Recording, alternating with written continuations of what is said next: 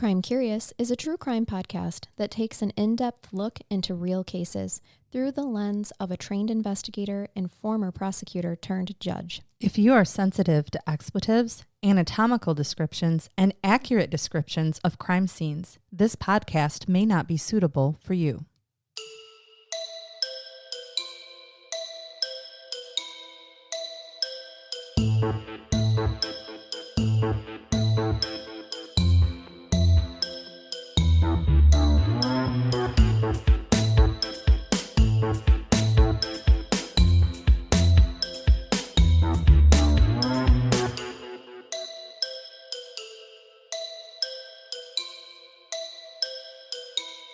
Have you or someone you love been a victim of a crime that's still unsolved? Crime Curious has teamed up with one of the top private investigation services in the Indiana and surrounding area. If you have listened to us long enough, you know that we do not seek out services or products that are meaningless to us or hold no real value. So you can trust us when we say that Corbett Investigations comes with decades of experience you won't find anyplace else. Corbett Investigations is run by a former homicide commander of one of the country's most successful homicide units, has put over 400 people in prison for homicide, handled over 1,100 death investigations, and solved 33 cold case murders. To be real with you, Mr. Corbett had a really difficult time telling us what we should highlight in this segment because he does not like to sound like he's bragging. Solving crimes has been his life's passion, and he has never done it for the accolades or recognition. He has a whole team behind his services that help him be so successful, as they specialize in things like bloodstain analysis, ballistics, crime scene reconstruction, and forensic pathology, just to name a few. When you contact Corbett Investigations, you talk directly with Tim Corbett. He is hands-on with every case and can travel anywhere that's needed to get the job done. Corbett Investigations prides itself on honesty, truth, feet to the ground, real investigation work, and the strength to stand up to whatever is in the way of solving the crime. Corbett Investigations specializes in complex homicide cases, sex offenses, and criminal investigations that are old and new. Tim and his team have a reputation for finding witnesses and information that others could not. Although we hope none of our listeners ever need private investigation services, if you do, we recommend contacting Corbett Investigations and mention this segment on Crime Curious for a free consultation. Contact Tim Corbett today at 574-229-8115. You can also check them out on Facebook at Corbett Investigative Services, Inc. Thanks for listening, and now on to the show. Welcome to Crime Curious. I'm Charnell. I'm Megan. And welcome to Megan doing an episode today. Dude, it has been a while. I will admit that Charnell has carried this. Nah. It's like when you're dating the pretty girl in school, and it's her. And then you're like, you know what we need? We need that funny chick that looks weird in the dress to come on and do whatever. Yeah, that's me. No. I am so excited though to sit back and listen to you present an episode to me, my friend. So here's what happened, and I'm going to give credit where credit is due. My kids are big fans of the podcast, especially my girls. And I don't know them. I don't know if my boy listens too much because he's 19 and he's in a fraternity and he's in his own world. Yeah, I get it. I think he spends most of his time trying to get girls to come back to his room with him. Of course, and he's adorable, so he should consensually. Of course. So my second oldest, my Miss Gracie, who I will give credit to, messages me on the way to work yesterday morning. This is how new this case is. Oh my gosh. To me. And she says, Mom, I have got a brain bath for you and Charnell. This lady is just badass survivor. And I'm like, okay. And I'm like, really? Like a brain bath? And she goes, well, it's kind of funny. And if you think about it, it is. But once I researched it, I was like, shit, this is not a brain bath. This is legit an 11-page typed episode. I went on and fell into the rabbit hole. Wow. Okay. I looked it up. I started reading articles, and all of a sudden I was typing, and it's one of those cases that I loved so much. It took me about 45 minutes. I typed the whole thing and I went on with the rest of my day. Oh my God. I'm here for it. It was so good. I wish that was my life, actually. It doesn't happen very often. But when it does, don't you get excited to present the case too? Yes, I do. So I messaged Charnell and our friend, other friend who sometimes does brain baths with us. And you should join, by the way, Patreon if you would like to hear a brain bath. and said, hey, so this slacker actually wrote an episode for the first time in like 6 months.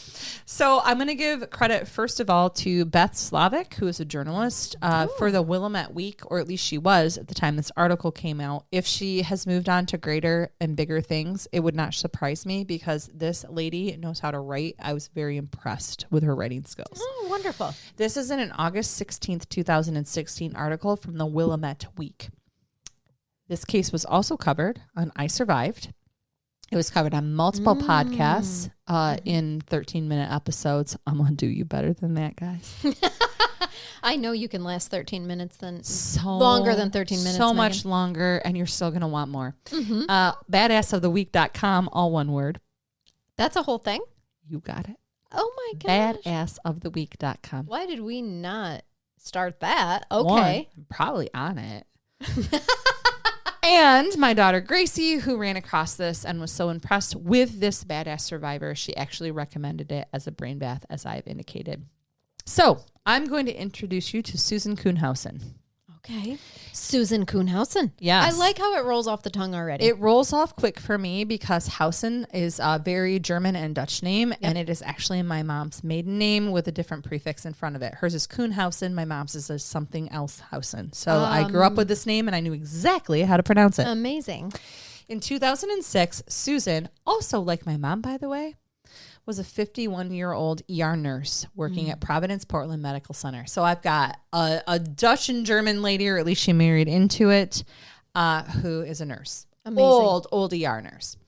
Susan, unfortunately, she had not witnessed a lot of happy marriages growing up. I think that was probably the case. So think of a 50-year-old woman in 2006. Maybe you haven't grown up with the best of marriages or seen the best of marriages. Right.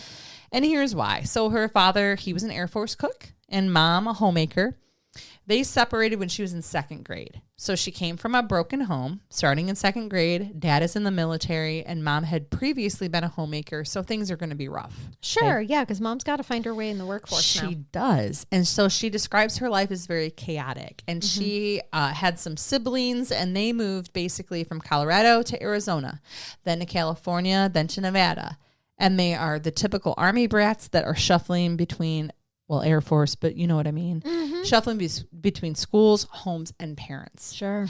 Both apparently were appropriate parents because they legit are kind of going back and forth between both. But that's still tough. It is. And so her quote is, my parents loved me, but they couldn't teach me how to have a successful marriage any more than they could teach me how to fly. Sure. That's fair. Susan became a licensed practical nurse and then a registered nurse. So your RN is kind of like your 2-year degree. It doesn't say anything about a BSN going on to get her bachelor's. Right. And perhaps she did because all BSNs are RNs, but not all RNs are BSNs. Yes. Like an SAT question, right? Exactly. Mm-hmm. And really, Charnell, you often see children from her type of background going into those type of helping professions. Okay. I mean, that's legit the reason that my mother, who is the most amazing female human being that I know, went into her line of work is because of the type of environment that she grew up in at the time. Sure. Big, loving, supportive family in terms of the extended family, but in terms of what you saw at home, which was kept very quiet in the 1950s, wasn't the best of lives. Yes. And I feel like this is a lot. This is Susan Kuhnhausen. So she moved to Oregon in the early 1980s, settling first in Coos Bay and later in Portland, Oregon. Susan was described, this is a chick we're going to party with, okay? Okay. She is described as outgoing and vivacious and would be known to unleash a loud, boisterous laugh at any given moment. Absolutely. It's going to take over a room. Okay. She loved going to events and she loved to laugh. When she went to shows at Harvey's Comedy Club, she'd sit right in the front row. This is brave woman. She is not afraid to sit right there and put herself out there for the comedians. She was not going to be chased off by somebody making fun of her. Yep. Well, in 1988, a friend and Susan's own mother paid for her to have a personal ad in the Willamette Week. The ad teased, and it was only 65 words long, someone different, single white female, 33, overweight but not over life, seeks single male who wants more out of relationship than just slender, in quotes. I love it. She's selling herself for what she is. She's 33, ain't in the best of shape, but she's a good time. Yeah. Okay. I'm best friends with her already. I love too. this. I love her. I'm going to hang out with her. We're going to go to Harvey's Comedy Club and make fun of the comedian so bad that he leaves. And he's like, I'm not coming back and I need extra tips. Right. Cue Mike, her future husband. Okay. Hi, different. One of the replies responds, my name is Mike. I'm a 39-year-old divorced white male. I enjoy most things in nature, from wandering in the ape caves at Mount St. Helens to walking on the beach at sunset. The day she first spoke with Mike Kuhnhausen by telephone was January 30th of 1988. She marked it in her kitten-themed datebook with a smiley face in a red ballpoint pen. Oh, my God. Susan and Mike spoke on the phone many times before actually meeting, over 100 hours, she estimates. Wow. So that's like 2.5 weeks worth. Yeah. Like, right? That's a work week. Yes. I bet this 100 hours happened in much shorter than that. I bet so. This is giving up sleep because you have found a guy who you're like, holy shit. Yep. He is inspiring. He makes me want to talk to him. Like, life is not over. I'm so excited. Gives me all the feels. And so she says he had a nice voice, and I was impressed that he wanted to talk about deeper things.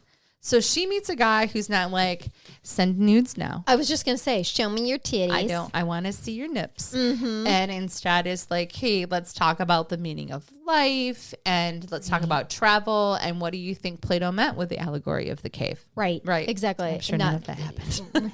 Probably not, but it is a refreshing difference from, It is. you know, show me your starfish. Correct. Right. And people share those. They do. That's what I hear. Right. That's what I hear. So, and here's why we know things went well. I indicated that happened on January 30th of 1988. Mm-hmm. Well, the next month, their first date, and they put in 100 hours of loving. Okay. Yeah. Like yeah. digital loving. Digital love. Which means something different for you and I in terms of how we used to investigate as she wiggles her fingers. Definitely. Their first date was in February of 1988. They met Okay. at the Crystal Springs Rhododendron Garden. Oh, Next a to- rhododendron garden. Rhododendrons? Rhododendrons are beautiful flowers. They are. Next to Reed College, where they fed the ducks and Mike would toss unsalted peanuts to the squirrels. Shut Totally up. innocent, beautiful date. Megan, while you're saying that, I realized we forgot to shake our green for Holy this shit. episode. Okay, got it. Hold on. We're Okay. shaking it all. We're throwing it around. We're good. I'm touching it. I'm petting it. Everything's good. Okay. You Squeaking the guys, ducks. those of you that just tuned in don't even know how close that was. I know. Okay. Well, after the feeding peanuts to the squirrels date, as you could imagine, within a year, they're driving to Reno to get married. Of course they are. Oh, I'm going to fall in love with a guy that feeds nuts to a squirrel. Absolutely. Especially the blind ones. Because, you know, I hear they have a hard time finding them. I saw a thing on Facebook the other day that said that if small squirrels this time of year try to climb up your pants, that's a thing. Like they Yeah. attach to people's like jeans and shit. Yeah. They're not rabid. They've lost their parents and they don't know what to do. Stop it. I will be a squirrel's parent any day. I almost cried. So they're like, don't freak like out like you would Don't with kick most them. wildlife, because like Yeah. you might be worried about them being rabid. Apparently, this time of year, as baby squirrels are falling out of nests and such, and are getting abandoned, they will come and cling to a human and their leg because they can't find their mommy. Oh my God. Take care of them. Don't boot them. Let this be know. our public service announcement. So sorry. Don't boot those baby squirrels. Well, okay. But getting off from the squirrels, but realizing why she wants to marry Mike now. Yeah. They're off to Reno. They get married. Okay. Mike liked to play the slots. Sure. And Susan figured there's no bigger gamble in life than marriage. So they got married damn quick. Okay. And it soured quick. Oh. It was not That's very too long. She says it was not very long after we got married that there was no more hiking, no more getting out, no more doing things like going to the park and feeding the baby squirrels and looking at the flowers and talking for hours. And it's sad because Literally, the honeymoon is over. the honeymoon is over and we all either know or have been through this. Sure. Absolutely. Whether you're in a current previous relationship or you've seen friends go through this, Mm-hmm. it is like too good to be true in love. And then the whole thing just fucking fizzles out. Right. The bottom falls out. It fell out and it fell out quick. Okay. So Mike Kuhnhausen grew up in Portland, Oregon. He had been adopted as a newborn. So yes, there's newborn trauma from being adopted. Sure. I know. I'm an adoptive parent of a newborn. Absolutely. But he was adopted in 1948 by a couple who was in their 30s. So a young couple, maybe not in the 40s, but a young couple for me. He told Susan that he had seen a combat in Vietnam. Okay. He did serve. We know he served.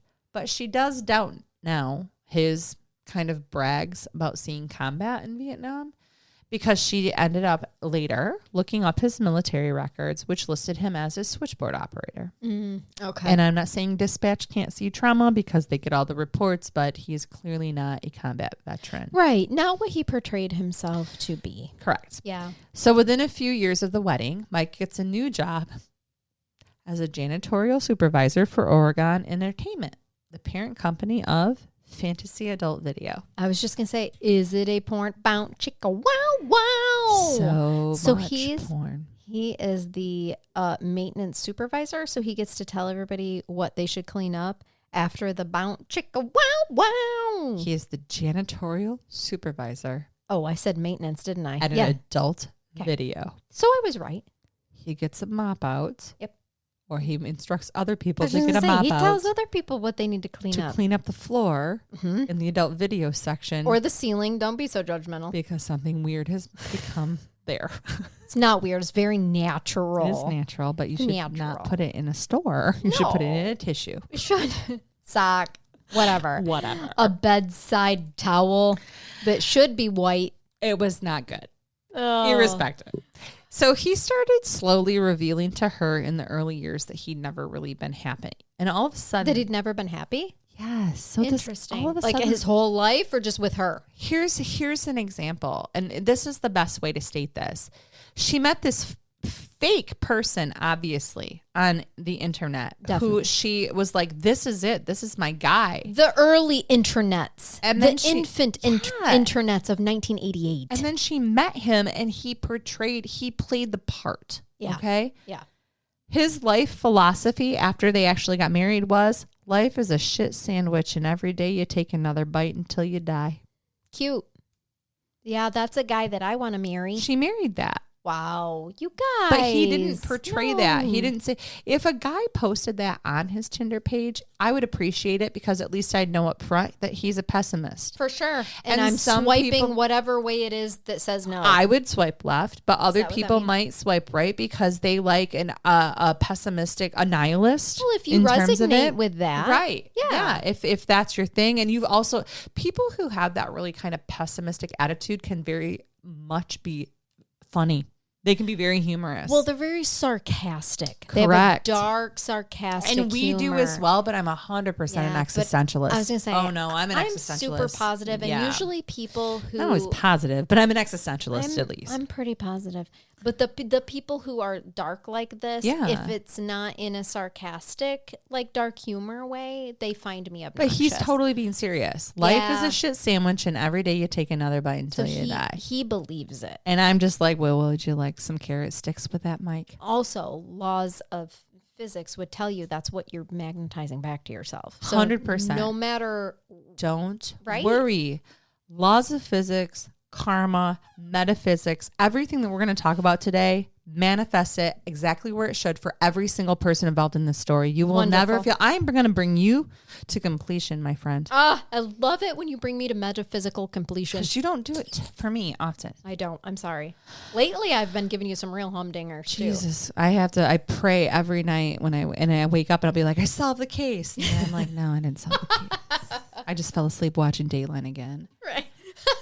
Often, it happens often. Lately, it's actually been case files or forensic files. I fell asleep I've watched a lot of that lately. I know, or the first 48, which I actually have made myself stop falling asleep to because I have woke up in the middle of the night more than one time, and one time I woke up crying. It was bad. Oh yes, yeah. I've got to stop doing this to myself. You do. You really do. So Mike and Susan, they never have any children. And Susan, she actually is fine with this. Okay. I feel like as a nurse and who she is as a person, once you like meet her or see her in interviews, she probably would have been an amazing, fine mother. But I think when she realizes what she has married, she's like, you know what? I've married someone who's selfish. I've married someone who's a pessimist, who's probably not going to be good with kids. And I love him, but we're just going to go ahead and do our thing. Yeah. We're not going to bring kids in the world. It's okay that we're not bringing children and you guys, into that's this. okay. Yeah. You might be married to someone who doesn't want kids, and you might be like, whatever. I could give or take. You know, it's not going to make or break my life. Some good self-awareness. Do not have children if you think that your partner is not going to be a good parent. Please don't. Please. Because then we get involved, and then we have to tell you things that you already should have known. Yep. And then I think deep down you really do know, but you're having a hard time admitting to yourself. And if you decide that you want children, you're with somebody who didn't, and you started off together, it is okay to tell them to move on. Yep. But Susan doesn't do this. Okay. So Mike, who she describes at this point as kind of he used to just basically chain smoke while guzzling Diet Coke. Sure. Hounded Susan about her plans when she would go out because she's social and likes to do stuff. Yeah. And so he'd get after her.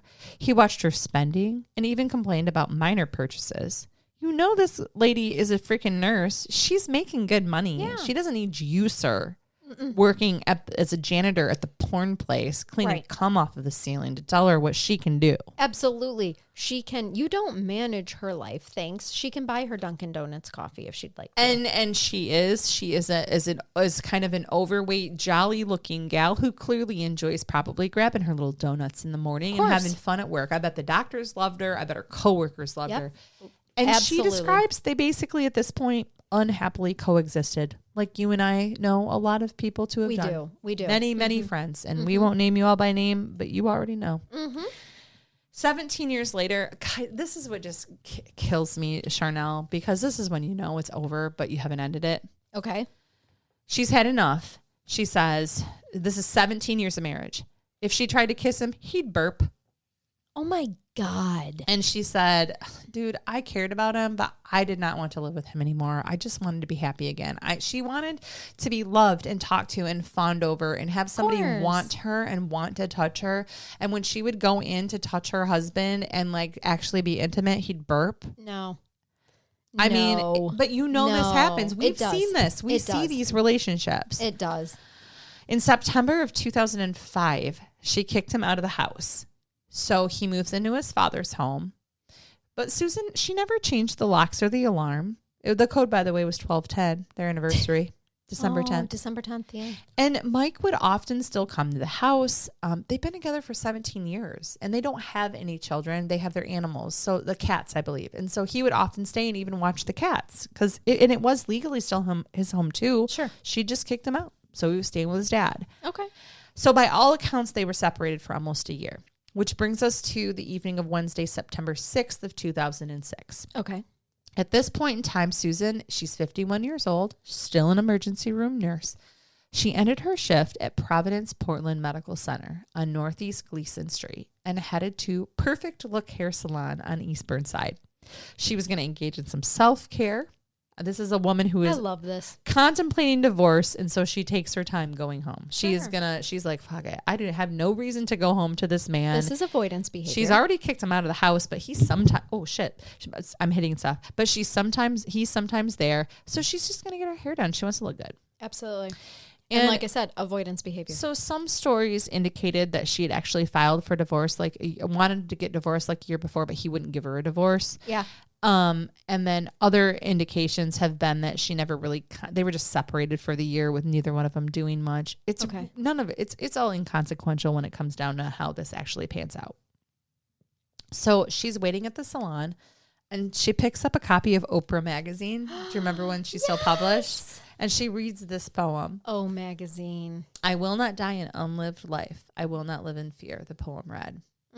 So an hour later, she's primped and she's pretty. I will not live. I will not live. I will not die. I will not die an unlived life. I will not live in fear. I love that. Okay. Well, I will not live in fear is self-explanatory, but I think the important part of this is I will not die an unlived life. Absolutely.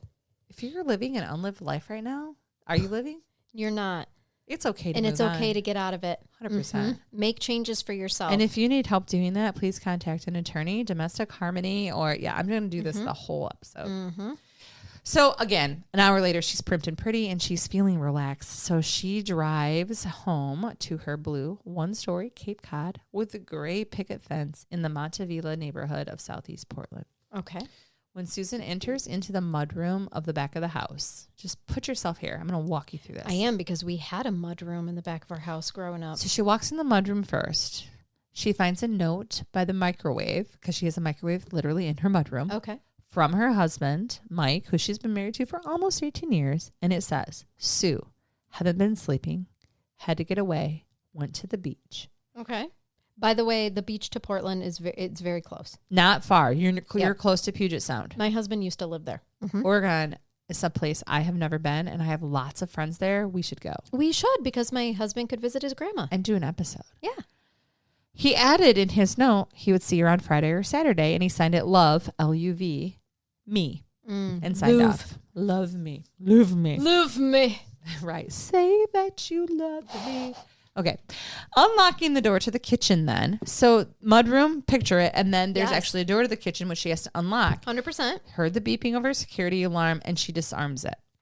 Okay. She walks through the house to the front door and then went back outside because it's a clear and warm day. It's 6:37 p.m. on the dot. And she knows this, and she stands for a minute or two in the front yard, and she flips through her mail. When she comes back inside, she kicks off her Birkenstocks. Oh, my gosh. And notices how dark it is in her bedroom on the first floor and is thinking, did I forget to open my curtains this morning? Because usually the first thing she does when she gets up in the morning is open her curtains, and she never closes them when she leaves for work because she comes home to a house that is wide open and sunny, right? Uh-huh. But it's very dark. And or rainy because it's Portland. Correct. Suddenly, from the bedroom door, a man lurches toward her. Okay. At 5'9", the 59-year-old stranger, who was later described as weighing around 190 pounds, attacks her. She remembered... She's 5'9"? Yep. At 190? Yes. Muscle? Fat? Well, yes. Okay. And she's shorter than that. Yeah. I may get to it, but she's 5'4", and she might weigh the same or more. Like, for reference, my husband's 5'9".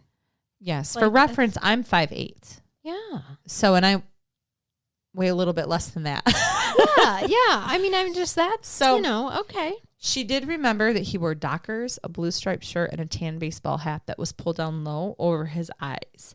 He had long hair, which he had in a ponytail tucked into the back of the baseball cap. So you can picture it. Okay. He wore yellow rubber gloves on his hands. No. And he was carrying a red and black claw hammer. Okay. No. And she says, one minute you think you're like a regular person in the world, and then you're not. Oh, my God.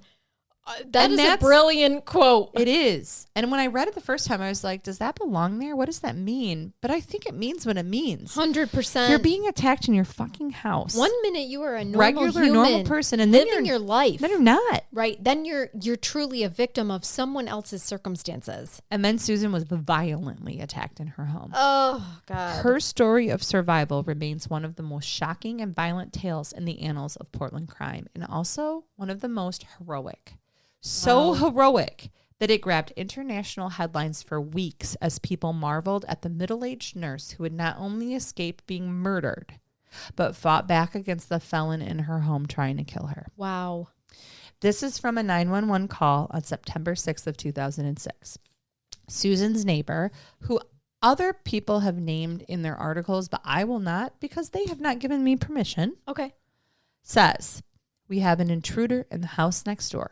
The intruder was in the bedroom with a hammer. The woman who lives there thinks she may have strangled him. He was down when she left. Okay. The ambulance or the 911 says, can you put her on the phone? The neighbor says, well, she's bleeding. And they say, does she need an ambulance? And they say, no, she's a nurse. She says, call an ambulance for that guy. He might be dead. The 911 dispatcher says, what did she use on him? She strangled him. What else did she do? The neighbor, initials AW, say, well, I think she put a chokehold on him. And the 911 operator says, I've got help on the way, stay on the line. And she says, well, she has a hammer here. And 911 says, don't touch it, just leave it there. And the neighbor says, she says she hit him on the head several times. That's the hammer he had with him. She struck him and she strangled him, and she has no idea if he's alive. Amazing. Okay.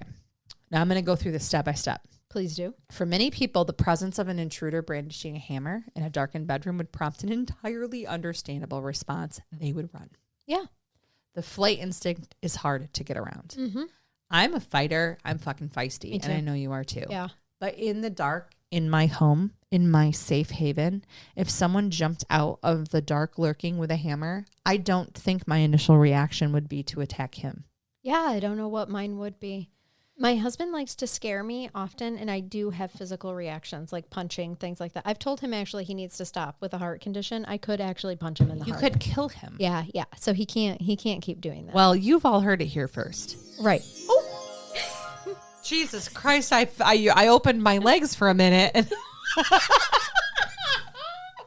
You guys, what just happened is that my foot accidentally hit the podcast equipment that I keep on the floor so that we have more room on the table. Wow. And it hit the beautiful, what is that called? The angelic, if we take out sound effect. if we take out all of our verbal audio and just do that, the next statement is, for many people, the presence of an intruder brandishing a hammer in a darkened bedroom. As we indicated, they'd run, but she did not. That was beautiful. I'm so sorry about that, but also I'm going to leave it in. Oh, I think you should. I'm going to. Just so you know what I got to hear today. Right. And so people know who we're real humans doing this podcast. Real humans who do real jobs that are real hard. Yeah. Yeah. And this is a day that we had real hard jobs. Mm-hmm. Okay. And like our real hard jobs, Susan, who is a night nurse, also had a real hard job. Yes. And she is also not most people. So think about being an emergency room nurse for 30 years. And I can picture this because I grew up with stories of this from my mother, who's a tiny human. Self-defense. So on point. This woman has disarmed injured men, helped crack open people's chests, performed heart massages, and administered IVs in patients thrashing around from drug withdrawals. Yep. Okay? Yep. And she and all the other nurses at Providence trained regularly in self-defense. Yeah, you fucked with the wrong nurse. They brought them in and they would bring in self-defense instructors and they would teach the nurses how to deal with these. And they would probably mostly focus on de-escalation techniques. Yeah, but thank God. My God. Like, Their good. their self-defense now, even learning how to slip out of a headlock and clutches. Yep. But she still doubted herself. And she had that initial moment of thought where she's like, am I going to remember what I'm supposed to do as she's being attacked? Years of training steadied Susan, who was still wearing blue scrubs when she returned home that night. So when her assailant came at her, Susan crowded really close to him, knowing that the hammer would cause less damage if she crowded him. That is her brain. Guys, think about that. Use that as a PSA right now. So this person is swinging something, like a bat, a hammer, anything. By the way, a gun and a knife, that's not going to work with. No. But these particular implements, yes. She knew to crowd him. Anything that's not a gun and a knife. She knew if she was to stay close as possible, he wasn't going to be able to get the momentum necessarily. And it was a brilliant choice because his first hammer swing landed on her left temple. Okay. During this assault, and she did not pass out. Okay. During this assault, Susan screamed as loud as she could, "Who are you? What do you want?" But the man did not stop the assault or answer her. At 5'4", Susan was 5 inches shorter than the man in the baseball cap. She had 2 bad knees from repeated surgeries and quite a bit of excess weight. Same Susan. But she also outweighed her attacker significantly. So quite a bit more than the 190. And she used this to her advantage. Okay. Hoping to push him over, she slammed her body up against his after he hit her with a hammer. Perfect. He didn't fall. Instead, he pushed Susan back against the pink walls of her bedroom, and he uttered the only words she can remember him saying the entire night. "You're strong." The phrase sent surges of adrenaline through Susan, and she was suddenly very cognizant of what was happening, as she realized in the moment that he was there to kill her. Oh, yeah. Like, what other reason? He course. says, "You're strong." He's not trying to rob her. No. He's not trying to just hurt her. He is trying to kill her. And she has no idea why. She has no idea who he is, but she knows this man is trying to kill me. So Susan responds by pushing back at him and is screaming at him and the whole time demanding to know who sent him. And she manages to wrestle the hammer from him. And get this, she swung its claw hammer, the claw part, 3 times, maybe 4, into his skull before he was finally able to wrestle the hammer back from her. So he's hit her once in the temple. She's thrown him around. He's pushed her up against the wall. She gets the hammer, hits him 3 times with the claw end of it, and then he finally gains control of it back. Wow. When he gains control of the back, Susan's like, "Fuck you, bam," grabs his throat. Yeah. Then she asked him, choking. while her hand is on his throat, and she's trying to strangle him and block his airway, because you guys, she's not choking him. You guys know I hate the word choking for this. She is strangling him and says, "Who sent you here?" And also, you have to remember, too, that her only motivation is self-defense. She doesn't want to kill this person. Not she at wants all. answers. It is a different motivation from someone who's motivated to kill. Okay. You know what I mean? Like, that's a difference. Not only is everything you've said true, but the following statement compounds everything you've said. Okay. It lends credence to it.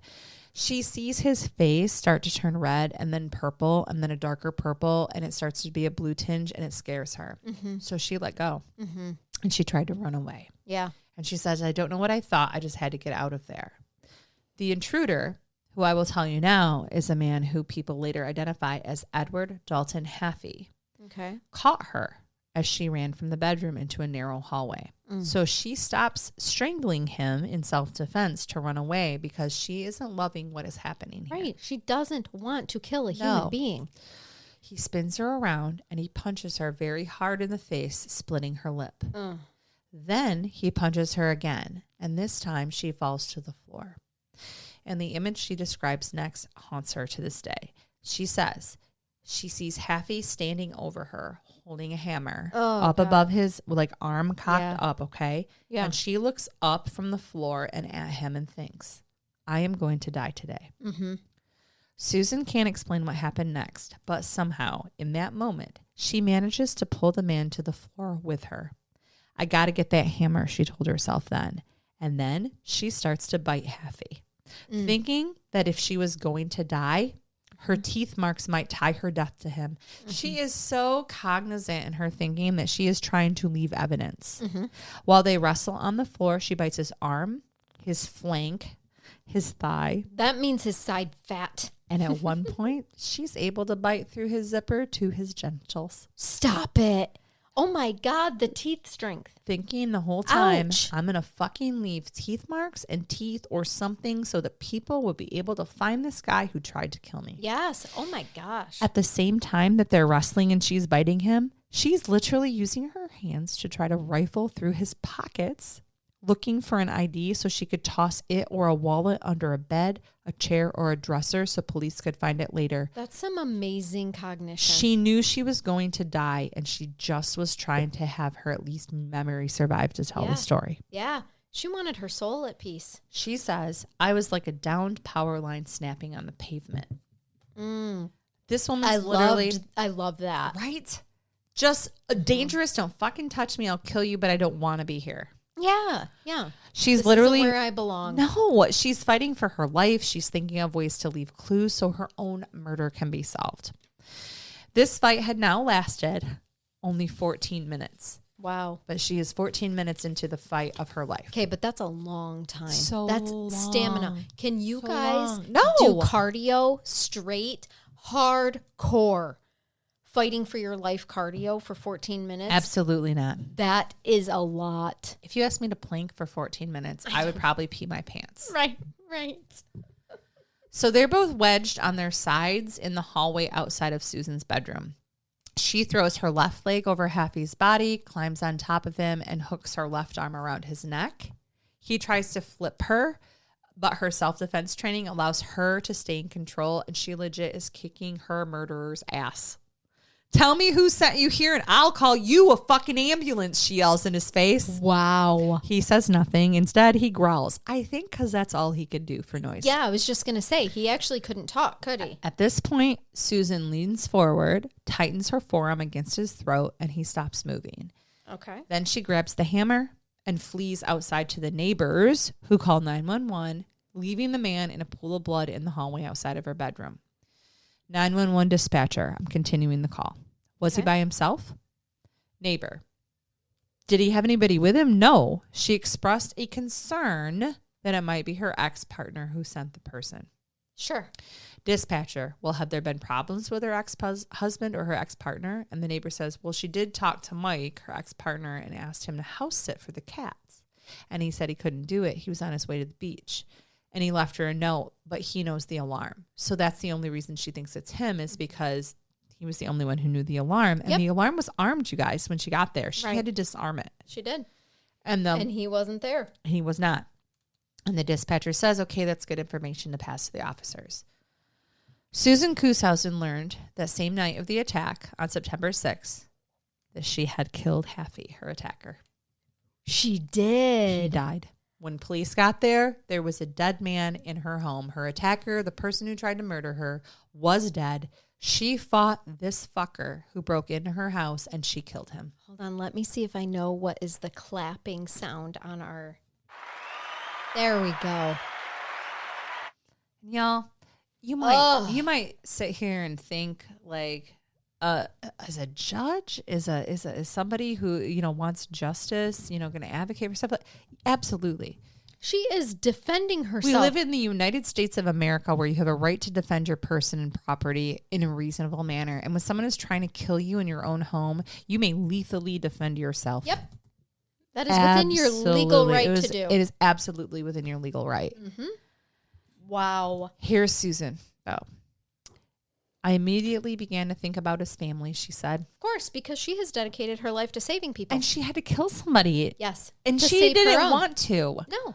He put her in that position. She says, everybody has someone who loves them. Children, a wife, a mom, a dad. The worst of this is not that someone tried to kill me, but that I had to kill someone else to survive. Wow. But I have no shame, because I did not choose this death for him. I chose my life. I chose life. Mm-hmm. And he left her no choice. Not at all. By the choices that he made. Nope. So it didn't take Portland police long to identify Susan's attacker and tie him to her husband. Sure. Police found a wallet with ID in the man's back pocket. Ed Haffey was a 59-year-old Vietnam veteran with a long rap sheet. The day after the attack, Susan's friend, Helen Balone, accompanied Susan to her house to help her collect her belongings. Susan, Helen says, there's a backpack in your basement that doesn't belong. Oh, God. Well, I don't love this, but apparently police had not noticed the backpack when officers inspected her cluttered basement. Oh, I don't love that either. I don't either, but I think if we try to put this into perspective, and I'm going to give you the law enforcement perspective. How were they to know that the dead backpack body didn't... Dead body, she'd been intact. Cluttered basement. If they're going through and someone doesn't specifically point out a backpack that didn't appear to belong there, they're just trying to get a dead body out of a home, and they know and are probably trying to show that it was in fact self-defense. They also don't know that she didn't own that backpack. Right. So backpack is a pretty normal thing to be in a household. Right. So and it is described as a cluttered basement. Sure. So and I have no less than 20 backpacks in my current cluttered basement. And you keep I have 4 kids. You keep a clean home. I do. But the basement potentially cluttered. The storage unit, we have a bedroom and living room down there, but but that's the kids' space, right? I guarantee you that their backpacks are down there. 100%. Yeah. So inside the backpack was, I don't even know how, there's no explanation for this. There's a container of Hershey syrup. Shut up. What? There's a container of Hershey syrup. A container of Hershey, like a squeezy bottle of Hershey syrup? What the fuck? $200 in cash. Okay. Diabetes pills. Sure, because of the Hershey syrup. Because Hershey syrup. A day book, which we would refer to as a journal or a notebook. Oh, because you have to put down, like, gotta go try to kill this person, but clearly tomorrow I have to go kill this one. 100%. And a pay stub made out to Haffey. An entry in the daybook from Monday, September 4th, 2 days prior, was marked, call Mike. Call Mike. Call Mike because I'm supposed to kill his woman. And a manila envelope listed her husband Mike's new cell phone number. Cute. Yeah, Haffey, he wasn't the smartest. No, Haffey, an autopsy would show, had a near lethal dose of cocaine in his system. Oh, did he? When he attacked Susan in her home. So he needed to get himself a little jacked up before he could attack an innocent woman? Apparently he got himself jacked up on the devil's sugar before he attacked a 51-year-old veteran nurse who knew how to defend herself. Brilliant. Guess he's not that fucking tough after all, is he? Nope. May he rest in Satan's cradle. So Mr. Haffey had recently lived in a trailer on Northeast Killingsworth Street. Sometimes the universe knows. Right? Relatives and friends told police he'd actually been raised in an upper middle class home. He had served in the military. At one point, he was an avid tennis player. And I think he started off life okay. But it kind of sounds like he did. And then did the military mess him up? No, because maybe. But his court records revealed that he actually had involvement in a very gruesome crime 15 years earlier. Wow. On February 28th of 1991, Haffey had arranged the murder of his ex-girlfriend, 39-year-old Georgia Lee Dutton. Wow. Her decomposed body was later found along the Umpqua River near Roseburg. He ended up pleading guilty to conspiracy to commit aggravated murder on March 14th of 1994. So this is before. You got it. This is before he attacked our beautiful Susan. Just before, because listen to this. He pleads guilty then to that conspiracy to commit aggravated murder on March 14th of 1994 and spends the next 9 years in the Eastern Oregon Correctional Institution. He's released on November 3rd of 2003, and after he gets out, he moves to Portland and he needs a job. Oh my gosh. And this is 2006, right? And he found one because in July of 2004, when Mike Kuhnhausen hires him to clean the floors at the Fantasy Adult Video. Oh my God, it all comes full circle. No He pun is the intended. cum cleaner. He's the cum cleaner. For Family Mike. Adult Video. Yeah. And that's how he gets roped into, hey, do you want earn a little extra money? And so this murder for hire occurs, which I can explain, but let's put it this way. He was clearly paid, not just promised, but paid $50,000 by Kuhnhausen to kill his wife in a murder for hire plot, which explains why he was high on enough cocaine to kill a horse. For sure. And also, do we know that Susan really killed him or the cocaine? Oh, no. I think he wasn't high. He didn't overdose. Okay. But I don't think any of the contributing factors from the cocaine were assisting him in his planned attack. No. If one wants to commit a murder for hire by attack with a claw hammer, you probably shouldn't attack be a high veteran trained 51-year-old nurse while you're high Strong on enough nurse. cocaine. Mhm. Yeah, absolutely. While you're high on cocaine. No, these were just poor choices all the way around if he was going to succeed in his Also, endeavor. $50,000 is the adult film industry for Mike. I mean, I know it can be a lucrative industry, but for Mike, The janitorial service? is it that lucrative? No, here's how. Okay.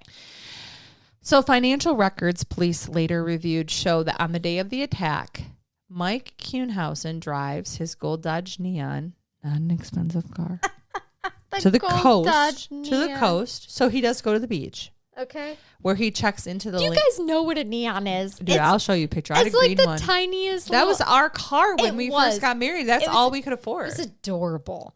My best friend had one in high school. I could have picked it and up I in my own hands and folded it and put it in my pocket instead of paying for cute. parking. It was so I was jealous of her until one day a wrecking truck backed up over her and totaled the car. Yeah, because you could drive over it like a fucking Matchbox car. Right. It was so small that a wrecking truck kind of backing over it totaled it. Okay. 100%. So he's driving his gold Dodge Neon to the Okay. coast. So he does go to the beach. Okay. He checks in, as I just indicated, to the Lincoln City Inn with a credit card. He then returns to Portland that night. Okay. Spends $339 on a Taurus 357 Magnum revolver at the Silver Lining Pawn Shop. There's one in every town. Silver Lining. On Northeast Dear Sandy God. Boulevard the next day. On September 8th, 2 days after his wife was brutally attacked, Mike left a suicide note at his father's house. Okay. It said, "All I ever wanted was to be loved, and every time I had it, I fucked it up." Sure. Then he ran, and police put out a bulletin. At 10 a.m. on September 13, a Clackamas County Sheriff's deputy finally caught up with Mike, stopping him in the parking garage at Kaiser Sunnyside Medical Center, where Mike claimed to be checking himself in for mental health treatment. "I have nothing to live for anymore," he told officers. Well, that's a cop-out. Right. She lived, his plan failed. Of course you have nothing left to live for, fucker. Well, that's just it. You have nothing to live for because Because you got caught.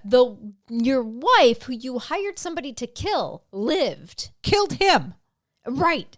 Killed the person that you hired to kill her. You're a failure as a husband. You're a failure as a killer. You are. You failed at hiring someone to kill. Right. Literally the biggest ever. You know what? You for sure. It's my kitty noise. You actually excel at one thing, sir. Terrible. Well, they do end up putting him on an involuntary psychiatric hold because, he's has suicidal ideations. Yeah, But 11 hours later, officers put him under arrest for Okay. conspiracy to commit murder. And in a police interview with Mike Kuhnhausen on September 13th of 06, so what's that now, 7 days after her assault, Mike, am I under arrest? Detective Steve Ober. Well, at this point you are. So what I'd like to do is re-advise you of your Mirandas. Perfect. And Mike says, well, you're not going to believe my side of the story. And he goes, why is that? We haven't heard your side of the story. And he goes, well, my side of the story is so fucking off the wall. And that's when you know you're not going to win your case. What the fuck? I once had a defense attorney say, as his opening statement in a trial, ladies and gentlemen of the jury, this story that I'm about to tell you is so unbelievable, it's got to be true. But it wasn't. And it took him 2 minutes to come back with a guilty verdict. Right. Because it's not true. Right. Oh, gosh. Susan actually filed for divorce the next day from her husband of 17 years. I needed to put that there. Yes. So authorities didn't buy Mike's pleas of innocence or his alibi that he'd been at the beach. He'd lost his job weeks earlier. So he had actually been fired from cleaning was not working juices off the porn floor. Wow, he couldn't even be hired to clean up other people's cum. So he lost his job. He has no place to live because Susan has basically made him live with his dad. Mm-hmm. And Susan had named her brother as the beneficiary on her life insurance policy. And Mike knew it. Oh. But Susan and Mike had recently paid off their home, the Montevilla house, and it was worth about $300,000. Okay. And it would be his marital property if Susan died. So that's how he's coming up with some money and getting a loan. Yep. And if she died, he's not going to get anything else or inherit anything else, but he's going to get the marital property. He's going to get $300,000 from that, at least for the home. He tried to kill her over $300,000. Girl, yes. And because he is a oh my God. And this is 2006. This is before the recession. He's a coward. There, that's an appropriate word. Sure, that's better than saying meow. Right, he's a coward. Okay. Get divorced, motherfucker. You Sure could have got can. half the marital assets by getting divorced. You know what I love about you as Did I a get person? a little fired up? That you won't say pussy, but you'll say motherfucker. I will, 100%. That's me as a human. That's what I love about you. Pussy just sounds so dirty. It is If very I'm saying dirty. it, it's probably alone and it's with someone who I trust. Anyway, so by the time of Mike's arrest, detectives already have employment records from Fantasy Adult Video to prove that Mike knew Haffey. Okay. But when police booked Mike into jail on September 13th, he initially denied any connection. I mean, come on, man. Okay. But then he changes his story. I didn't do it, he told them. Just because I know the guy doesn't mean I did anything. But the evidence clearly is pointing to a plot with Haffey. There are no signs of forced entry at Susan's home. Yeah. Security records show someone had disabled the alarm, though, at the Montevilla house while Susan was at work. So that's when he sneaks them in. Yeah. And then Mike later said, oh, yeah. I did that while I was dropping the note off about going to the beach, but I didn't let Haffey inside. They must have just snuck in. Sure.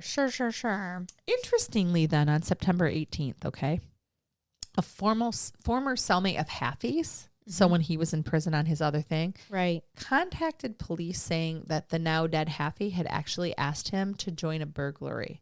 So he knows this guy from jail. He knows him because he was in prison with him when he attempted to assist in the murder of his previous relationship. They could be crime partners And on the says outside. to his former cellmate, hey, join me in this quote-unquote burglary. He called it an insurance scam. Well, the man reported this after this whole incident occurs because apparently a murder happened. And he's like, dude, I'm not going back to the pokey. I'm going to tell you what happened. Sure. Especially if they go over his records and like, shit, he called me and I'm also a felon. Here's why. He didn't just call him. He and Haffey ended up meeting a guy at Southeast 82nd Avenue and Division Street. It was Mike Kuhnhausen. Oh, God. Who told the man, who I'm not going to name his name. Sure. Yeah. He hasn't done anything wrong. And he doesn't. He says, I'll give you $5,000 if you help your friend Haffey here kill my wife. And he goes, nope, I don't want to have anything to do with it. Yep. Now, did he do 100% right? No. Right. But he didn't also report it. He didn't But he didn't do participate. wrong either. And snitches get stitches, and you just sometimes say no and walk away. Yep. And he did. He did. He did not kill anybody. He did not. That's On the right November 17th, another witness tells police they had driven Haffey also to meet Mike Kuhnhausen. Well, actually to meet a bald man in a parking lot of an Applebee's. And that sounds like a Mike Kuhnhausen to me. That sounds like the most whitest fucking shit you've ever heard in your life. Mike Kuhnhausen. A bald man at the parking bald, lot. overweight man in the parking lot of an Applebee's. Can you be any whiter, sir? It might be and a I'm Tinder saying date. that as a white It's woman. some of Like, the whitest I'm people sorry. you've ever met in your For whole sure. life. That is hilarious. So this is near Interstate 205 for those of you that know that area in Portland. Well, days after, he sees the man's picture in the news after Susan's attack, and he's like, dude, that's Mike. That's the guy that was trying to get me to help him. Solicit me. Yeah. Brian Davidson is one of the prosecutors on Mike's case, and he states, quote unquote, he could deny it all he wanted, but the weight of the evidence was overwhelming. And in August of 2007, Mike did plead guilty to solicitation to commit murder of his wife, Susan. Okay. Whoops, Michael sorry. pleads guilty, and he's sentenced to 10 years in prison. Shut your face right now. I was waiting for your response. No, stop. No, seriously. And to add insult to injury, with Susan still trying to process that the person who wanted to kill her in such a violent way, who was such a coward that they paid someone to murder her with a hammer, was the same person who told her he would love her forever at the altar. Right. And again, 10 years in prison. After 7 years for good behavior, Mike was up for parole. This is where I submit my formal resignation to you. I quit. 7 years. I'm done. 7 years. He was Stop up it. for good behavior. What? Let me bring you to completion. Please take a deep breath. So before I submit my resignation, you can't quit because you're in charge here. Oh, right. I hate that. The hitman, if we can call him that. Sure. Having had a nurse defend herself to the death. Well, on September 17th, and this is the actual attempted murderer who died. Mm-hmm. This is just so cool and interesting. I wanted to put this in here. His aunt wrote Susan a letter on September 17th of 2010 that said, although this was a terrible thing that happened, no one in this family has any bad feeling toward you. You did what you were forced to do, and in doing so, you spared many from the same trauma you experienced. Wow. You guys, that's amazing. This is how families of perpetrators should respond. Yeah. If you just want like a hint of how you should respond if one of your family members ever does something bad, you can love the person that commits the crime while supporting the people who are the victims of it. Who are the victims? Yeah, exactly.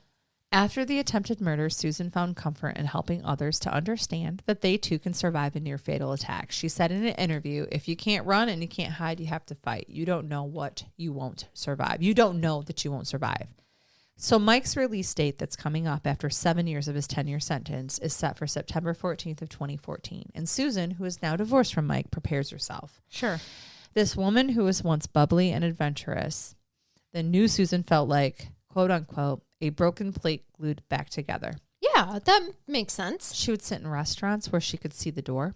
Mm-hmm. She switched her driving routines. She circled the block if she thought someone might be following her. Sure.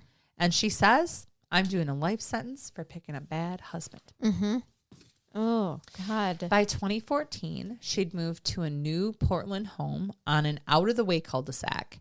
Gravel surrounded her house so she could hear footsteps. Mm-hmm. Yeah. She practiced shooting at a nearby range in case he made parole. Dude, if this guy would have made parole and attempted to attack her, what a fucking idiot. She literally killed the guy you hired to kill her. Okay. Yeah, and that was a professional, but whatever. She's having a very rational fear here. She said, if he came here, he's not getting close enough to hurt me. She also had a quote unquote run plan. I call it a safety plan. And put up security cameras.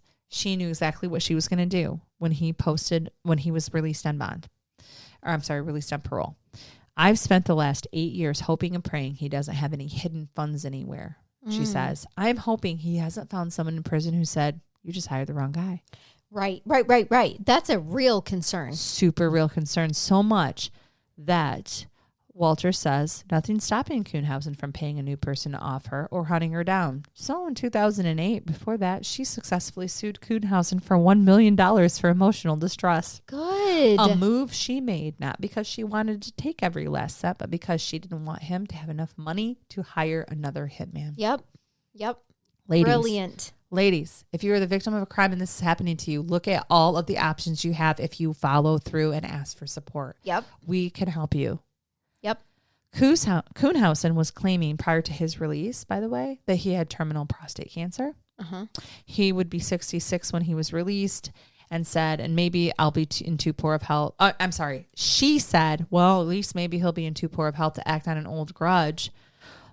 She changes her name, by the way, to Walters. Good. So it's no longer Susan Kuhnhausen, and says, if indeed he's dying, he's not going to lose a lot if he tries to kill me again. So she's still scared. It doesn't matter if he's telling everybody in the world, oh, I'm terminal, that's why you should let me out, I'm of no risk. She's still afraid he's going to kill her. This is where karma comes in. Mike would not live long enough to try. Good. On Friday the 13th, perfect, June 2014, cancer killed Mike 92 days before his release. Okay. You know what? Let's squeak a pig duck for that. Squeak it. Jailhouse letters show Mike never acknowledged his guilt. This is so scary. Of course not. He claimed he'd pleaded to the crime only to escape a possible longer sentence. He continued to believe he was the true victim. That's 10 years later, karma got him. It did. It so did. And cancer, I mean, fuck cancer. Like, I love people who have done nothing wrong, who are afflicted by this, but sometimes the right thing happens. And he's the type of people who deserve that, not our neighbor who's the loveliest person in the world, you know? No. But every once in a while, it gets the right person. You know, so 10 years later. Mike Kuhnhausen. Susan still, I would have loved for you to have presented the story just for the words.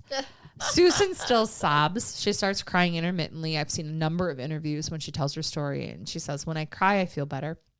She actually continued to work as a nurse until December 2014. Her job, she said, was to save lives. But having killed a man, people were calling her a hero. And hero, she says, what does that mean? And why did she of all people deserve praise? She was not feeling like a hero for killing someone, even in self-defense. I get that. And her boss says to her, they're not calling you a hero because you killed a man. They're calling you a hero because they want to believe, given the same circumstances, that they too might survive. In an interview, Susan says that it does get easier the further away from the trauma she gets. Sure. It got difficult as he was coming up for parole, she said. She said she was sad that the marriage didn't work out, sad that he died alone and away from the people who had once loved him. And she said she also celebrates every bonus day, every bonus breath since the attack, and she celebrates the anniversary of her attack every year. Wow. A supporter found out about the story, as many of us do, and sent her a T-shirt that they had made themselves that said, "You don't scare me, I'm a nurse." And she still has that shirt. I love that. Her horrifying encounter fits a pattern. Nearly 1 in 4 homicides in Oregon does involve an intimate partner. Really? It does. 1 in 4? 1 in 4 homicides that occurs in that state, which can be considered remote and beautiful, but just not. I mean, there are some urban areas, Portland being one of them, but think about the isolation and the lack of services that exist. We're very similar here in Michigan, Oregon. Absolutely. That's what I was just going to say. Very similar.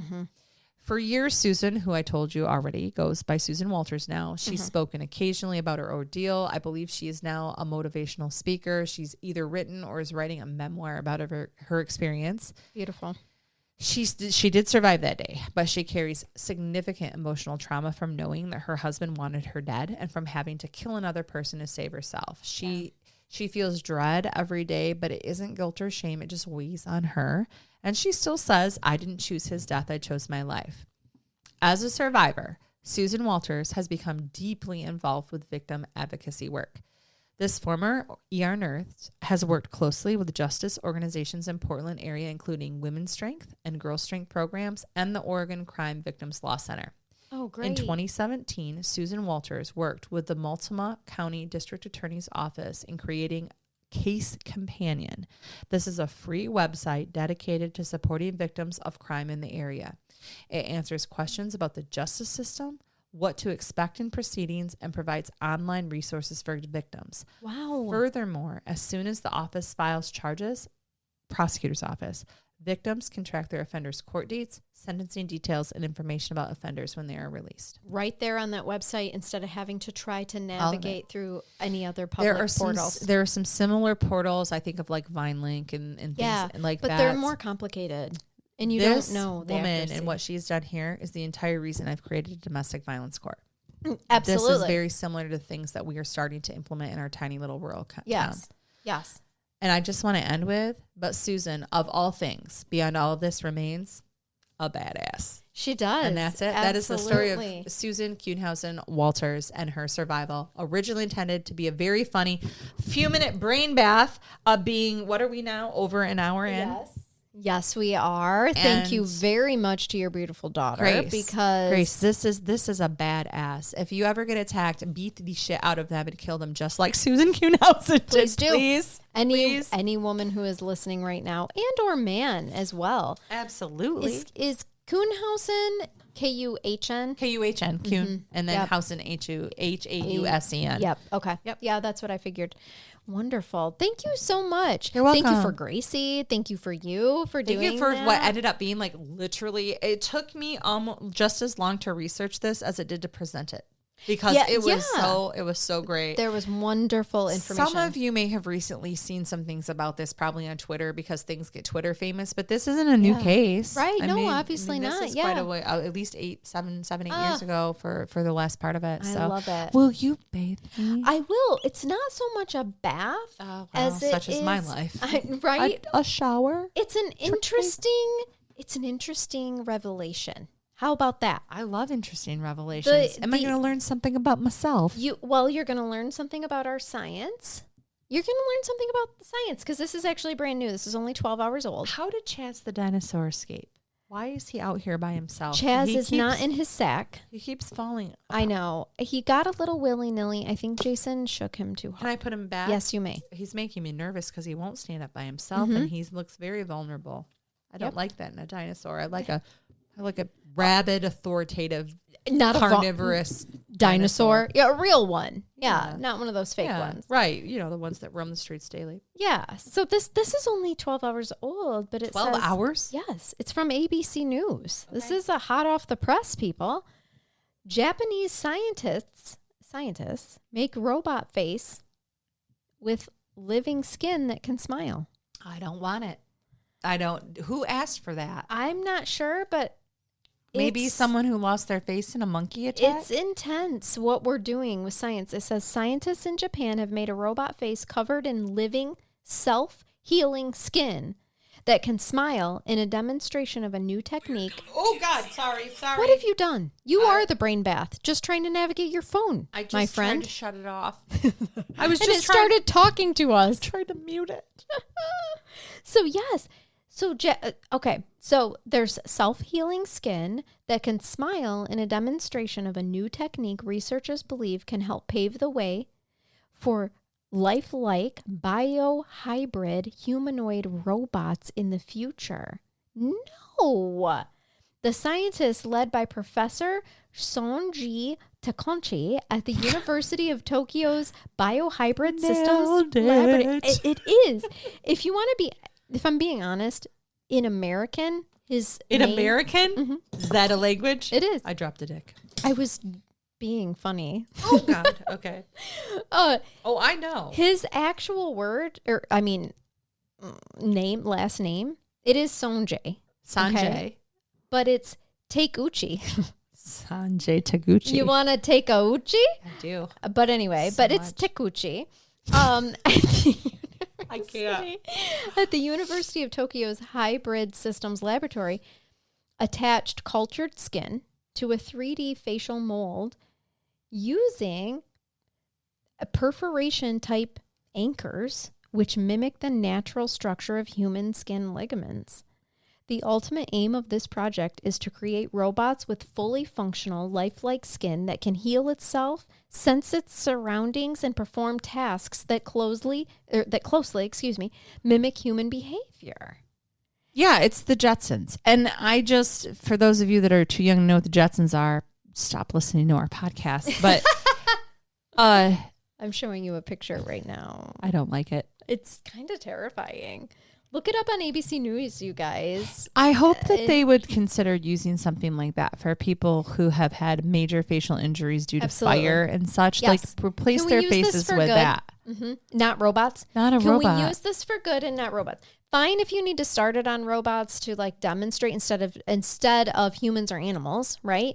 Testing on them. But then take it off them and stop that. Of all the good things that I think that could be done with this, all I foresee is that they're going to put these faces on robots for warfare and as sex toys. Agreed. Sex toys was my first. I didn't think about warfare. Well, there's more money in sex toys, and then the Department of Defense is like, well, we can get under that. Capitalize on this just a little. Yeah, amen. And actually, I'm going to put a link. That's not true. I'm going to put a link to the article in our show notes. What do you just call so those things that you put up in the sky? Fireworks? Drones. Are we Katy Perry? Jesus Christ. Baby, you're a fire. Drones don't need faces. So DOD They don't. actually doesn't need these. This is totally going to be taken over by porn. Penthouse. Right. Does Penthouse exist anymore? I don't know. Playboy? I'm not sure. I don't know much about that industry. Male listeners, not that we're I do know putting that you into a corner. Can you tell us what the most popular pornographic site, like who's? I don't even know who's in charge of porn now. Is it Zuckerberg? Oh my God, I don't know. Is Elon Musk in charge of porn? It's P. Diddy. God, it's I P. hope Diddy. not. P. Diddy's in charge of the whole porn industry now. Everybody. Whether you knew it or not. I'm so out of touch with the porn industry. I'm not sure. The only thing I know is that Mike Kuhnhausen can't clean it up. He cannot. He know made a that. huge mess, got fired, tried to have somebody kill his wife. And then Karma took him out. Totally. Karma took him out. That's right. That was not a brain bath. I don't feel bathed. I no, feel but scared. But I wanted to warn the people. I want to warn the people. Thank you. You know, and that it's interesting in that there's human skin that can now react by smiling and reacting to its surroundings. So I do feel like this is a little bit of a PSA because this is a regular audience, not a Patreon only episode. So like for real, be on the lookout for fake humans, robot humans with living skin. I think Disney's been doing this for a while. Is this what Jason Sponsor is? us, Disney. Yeah. Please. We didn't just insult you at all. No. This just shows that you have very fantastic You are advanced. animatronics. Yeah. We're advanced. Is Zac Efron actually a robot in human skin? No. I've seen him age. Haven't you seen him age lately? Yeah, but he had an accident on set and had to have a bunch of plastic surgery. Oh, is that his excuse? That's what happened. That was what the news article said. Sure.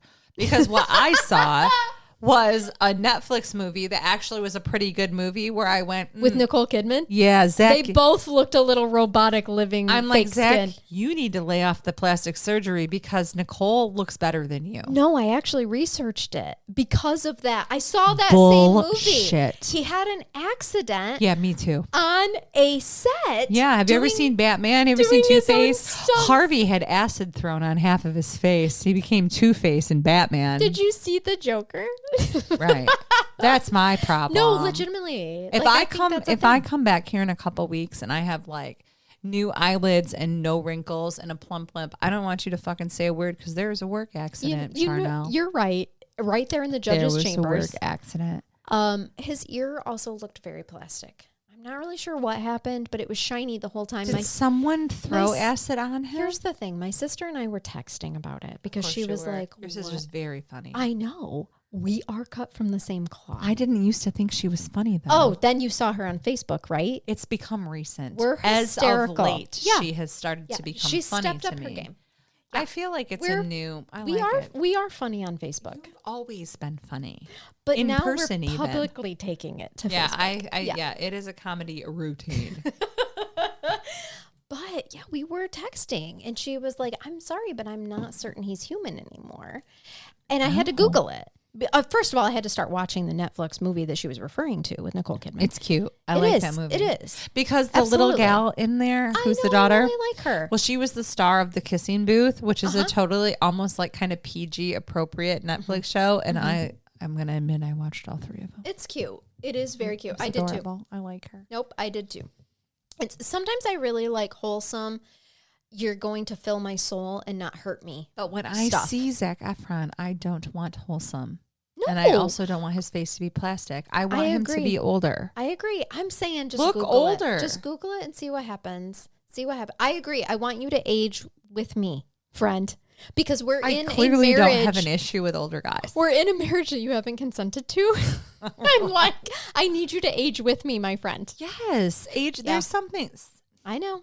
Older sexy men are cool. Like, that is in. My husband's 12 years older than me. You don't have to tell me a thing. Tell him, don't do plastic surgery. First of all, he looked 12. I know, we can't. He already looks like a vampire that doesn't age. Let's be real. People don't realize our age difference. If you guys hadn't had multiple surgeries to keep him alive, I would consider him a vampire. I would not think he ages at all. I agree. None. Does he even have a wrinkle? No, I'm not certain that he does. Those stupid blue eyes, no wrinkles. He is way older than me, and he doesn't have a wrinkle. And I have these because, remember, I look at people like this. You squint at people all day. You what the fuck people all day. Did you just say that to me? I know. We just recently bought a car, and it came up about our age difference, and they were like, oh my God, we would have no idea. I'm like, yeah, fuck, thank you. So either I look 52 or he looks 40. Which is it? Don't answer the question. Right, don't exactly. Answer the question. The guy was like, I have to go to the bathroom now. Yeah, that's and a he great left. Yeah, if you're trying to sell a car, you must leave immediately. Oh, I have a very important phone call. I know. The Rock is on the phone. It is so stupid, though, the way that men don't age the way that we do. And the way that we find their aging sexy, and that somehow our female aging society has, like, totally turned it so that women can't age. I'm sorry. Oh, no. I don't want to inject myself with a bunch of fake stuff so that I can't age. And if you do that, that's okay. Right. But we need to accept that women need to age. Thank you. So we have recently done some video episodes. And since this is a general audience app, just so you guys know, you can join Patreon and join us for some of our crazy brain bath episodes. Which our video episodes. I just don't recommend it all to anyone. But our brain... If you're sensitive. G's out, like you have to sign a waiver. But the video episodes, and so we're here on Natural, no filters because we don't fucking know how. Yeah. To do that on there. And I'm thinking to myself, I am of the age, I am older than Charnell, you guys. Okay. She just turned into the 4 number with a 0 behind it. I'm on the end of that. Okay. I just turned 47. So all is aware. And I am going through this phase where I have all these friends that are going to get lots of procedures done. Oh, really? And I haven't. And I'm not judgmental of it because whatever makes you feel good. I mean, I would do some Botox and shit, but I haven't done any of that. And so I'm like, but I don't hate my face. Like, I'm looking at myself thinking, like, that's what a 47-year-old woman should look like. And there are still some men out there and women, for those of you that like girls. Yes. Who like that. Yes. And so I'm going to embrace it as long as I can without feeling bad about myself. And so our video episodes will continue to come out on Natural. Yep. We both put bras on. You're welcome. I'm fairly certain the last one I was wearing a bra, but I don't think I was wearing makeup. You put mascara on and that's it. Yeah, that's typically the only makeup I wear. She messaged me and said, ooh, let me throw a bra on and I'm going to put a little mascara on. And she looked great. Like, you looked gorgeous. And I'm like, well, I just got out of work and I'm not touching up my makeup. So. And you also looked gorgeous. Well, I don't wear a lot of people wear. You should Botox, Megan. I think it would be really obvious. It would just be it would just be my forehead. Because remember how I look at people. Squinty? Yeah, but weirdly, my eyes don't hurt. I have a lot of wrinkles, and in my mouth, because I'm a previous smoker. That does not have that. Yeah. I don't now, but that does not have those smoking lines. And that's what my sister and I always joke about. She calls them her blowjob lines. Oh, I like that better, and I bet her husband does too. I bet her husband does too, because her and I have never smoked. But just naturally because of genetics. I think sometimes it's just, you have these tiny little pixie faces. And so you're going to have more defined, like those lines between your nose. And I don't really know how to, I don't know that I would want to get. Yeah, see, I'm not. Do you know what bothers me the most right now of everything on my entire body? It's my, this neck, this chin. I want to like take all of it. Honey, no one knows. No, I don't care about them. It's me. Yeah, I was going to say nobody, that's not a thing for you.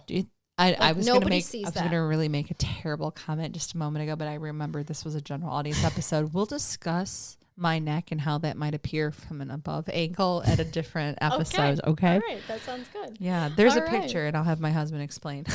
Perfect. All right. Until next time, we hope that you keep listening. And keep it curious, y'all.